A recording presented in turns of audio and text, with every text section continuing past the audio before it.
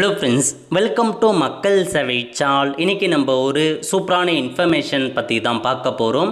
அதாவது மத்திய அரசு சார்பில் 6 புதிய அதிரடியான அறிவிப்புகளை வெளியிட்டிருக்காங்க. இப்போ இதை பற்றின மொத்த இன்ஃபர்மேஷன் தான் இந்த வீடியோ பார்க்க போகிறோம்.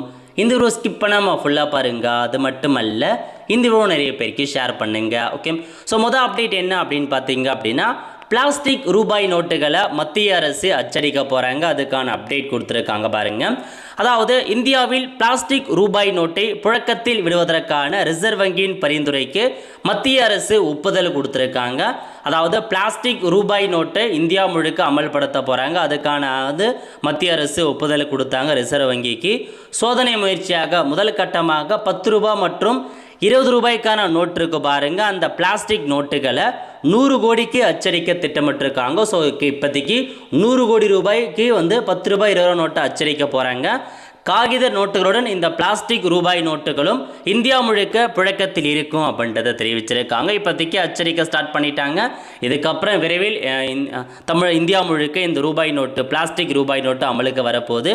எந்த அளவுக்கு சக்ஸஸ் ஆகுதோ அதுக்கேற்ற மாரி எல்லா நோட்டுகளையுமே தயாரித்து முழுக்க பிளாஸ்டிக் ரூபாய் நோட்டாக மாற்ற போகிறாங்க. மொதல் அப்டேட்டுங்க. ரெண்டாவது அப்டேட் என்ன அப்படின்னா, மக்கள் தொகை கணக்கெடுப்பு பண்ணுறாங்க. இந்தியா முழுக்க பண்ணிட்டு வராங்க. தமிழகத்தை பொறுத்த வரைக்கும் சுயமாக மக்கள் தொகை கணக்கெடுப்பு பண்ணுறதுக்கு ஆன்லைன் மூலமாக ஜூலை 31 கடைசி தேதி. அதேமாரி உங்கள் வீடு தேடி ஆகஸ்ட் 1 முதல் ஆகஸ்ட் 30 வரைக்கும் வருவாங்க. அப்போ நீங்கள் பார்த்தீங்க அப்படின்னா ஆன்லைன் மூலமாக நீங்கள் கணக்கெடுப்பு பண்ணுறதுக்கான நம்பரை அவங்ககிட்ட கொடுத்தீங்க அப்படின்னா அப்ரூவல் கொடுத்துருவாங்க. ஒருவேளை நீங்கள் ஆன்லைன் மூலமாக இந்த மக்கள் தொகை கணக்கெடுப்பு பண்ணலை அப்படின்னா அவங்க வீடு தேடி வருவாங்க பாருங்கள், ஆகஸ்ட் 1 முதல் 30 வரைக்கும். அப்போ ஒரு 33 கேள்விகள் கேட்பாங்க. அந்த கேள்விக்கு மட்டும் ஆன்சர் பண்ணவே போதுமானதுங்க. கம்பல்சரி எல்லாருமே நீங்கள் பண்ணி தான் ஆகணும் மக்கள் தொகை கணக்கெடுப்பு. இப்போதைக்கு முதற்கட்டமாக வீட்டு கணக்கெடுப்பு பண்ணுறாங்க. மக்கள் தொகை கணக்கெடுப்பு அது அடுத்த வருஷம் தான் நடைபெறும் அப்படின்ற மாதிரி தெரிவிச்சிருக்காங்க. இது ரெண்டாவது அப்டேட்டுங்க. ஸோ சீக்கிரமாக பண்ண பாருங்கள். மூணாவது அப்டேட் என்ன அப்படின்னு பார்த்தீங்கன்னா, நீங்கள் டோல்கேட்லேருந்து சுங்கச்சாவடி இருக்கு பாருங்க, அதிலிருந்து 20 கிலோமீட்டர் சுற்று வட்டாரத்தில் பொதுமக்களாக வசிக்கிறீங்க அப்படின்னா உங்களுக்கு பாஸ் பார்த்தீங்கன்னா வாங்குவதற்கு ஆன்லைன் மூலமாக ஆப் இருக்க பாருங்கள். அந்த ஆப்லேயே போயிட்டு உங்களுக்கான பாஸ் வாங்கிக்கலாம் அப்படின்னு சொல்லிட்டாங்க.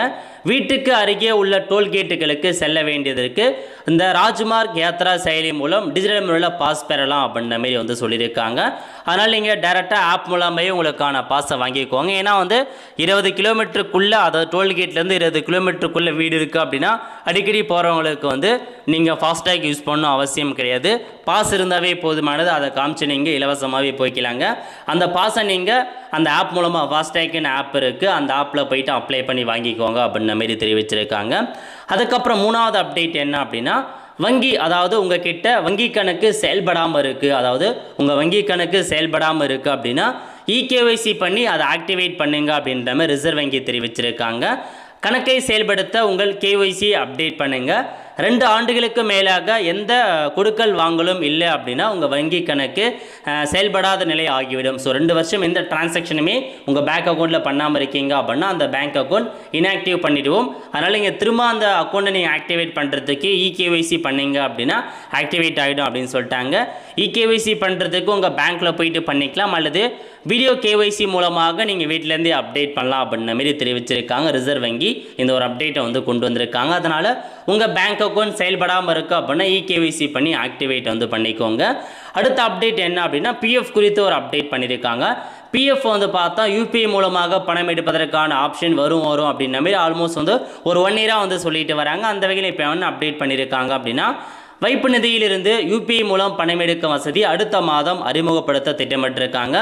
தொழில்நுட்ப கோளாறு காரணமாக தாமதமான வைப்பு நிதியிலிருந்து யூபிஐ மூலம் பணம் எடுக்கும் வசதி அடுத்த மாதம் முதல் அறிமுகப்படுத்தப்பட உள்ளது. கோளாறு ஒரு சில சர்வர் இஷ்யூஸ் இருக்குது, அதை இன்னும் நாங்கள் சரி பண்ணிட்டு வரோம்.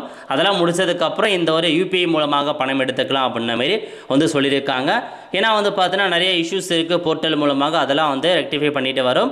ஸோ விரைவில் பார்த்தீங்க அப்படின்னா அடுத்த மாதம் முதல் யூபிஐ மூலமாக நீங்கள் பிஎஃப்கான பணத்தை எடுத்துக்கலாம் அப்படின்ற மாதிரி ஒரு தகவல் வந்திருக்கு, பத்திரிகை செய்தியில் கொடுத்துருக்காங்க. அதனால் யூபிஐ மூலமாக பணம் எடுக்கிறது 1 மணி நேரத்தில் ஈஸியாக நீங்கள் வித்ரா பண்ணிக்கலாங்க. அதுக்கப்புறம் என்ன அப்டேட் அப்படின்னா, வாகனங்களில் V2V வசதி அடுத்த ஆண்டு முதல் கட்டாயமாக்கியிருக்காங்க. சாலை விபத்துகளை தடுக்கும் வகையில் வாகனங்கள் தங்களுக்குள் தகவல் பரிமாறிக்கொள்ளும் V2V வசதியை அடுத்த ஆண்டு முதல் கட்டாயமாக்கியிருக்காங்க. V2V மூலம் ஒரு வாகனம் சாலையில் செல்லும் போது அருகில் உள்ள மற்ற வாகனங்களுடன் தானாக தகவலை பரிமாறிக்கொள்ளும். V2V மூலம் அருகில் உள்ள வாகனத்தின் வேகம் அது எவ்வளவு தூரத்தில் உள்ளது என்பது குறித்தும் ஓட்டுநர்களுக்கு முன்கூட்டி எச்சரிக்கும். சிம் கார்டு இல்லாமல் வயர்லெஸ் தொழில்நுட்பத்தில் இயங்கும் V2V கருவிகள் அந்த அலைவரிசையில் இயங்கும் அப்படின்னு சொல்லியிருக்காங்க. இதுதாங்க இன்ஃபர்மேஷன். ஸோ பொதுமக்கள்கிட்ட கருத்து கேட்க போகிறாங்க. பொதுமக்கள் எந்த அளவுக்கு ஆட்சேபனை பண்ணுறாங்களோ அதுக்கேற்ற மாதிரி இந்த திட்டம் அடுத்த ஆண்டு வந்து நம்மளுக்கு வரப்போது எல்லா கார்கள்லையுமே கட்டாயமாக்க போகிறாங்க. இதுதாங்க உங்களுக்கான இன்ஃபர்மேஷன். ஸோ மத்திய அரசு இந்த ஒரு 6 அப்டேட்டை வந்து வெளியிட்டிருக்காங்க. ஸோ நிறைய பேருக்கு தெரியப்படுத்துங்க. அடுத்த ஒரு நல்ல சந்திப்போம். நன்றி, வணக்கம்.